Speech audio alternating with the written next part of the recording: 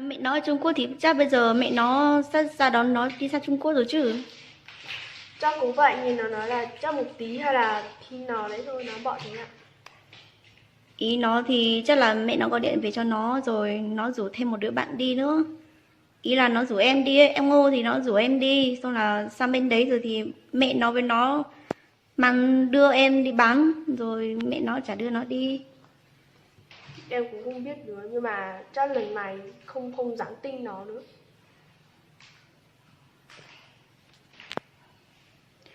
Đến bố mẹ mình có không dám tin nữa, tin gì đứa bạn.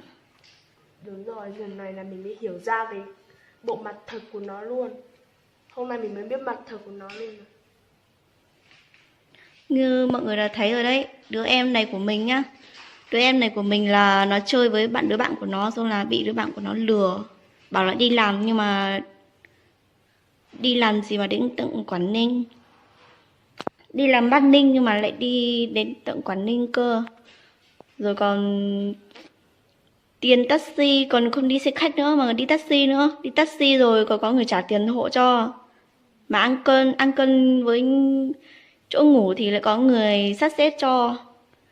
Mà trong khi đứa em gái của mình chả có một đồng một xu nào cả. Đi không thấy thôi. Làm gì mà có người tốt thế. Nói chung là kể cả đứa bạn này là cái gì đây cũng đừng nên tin.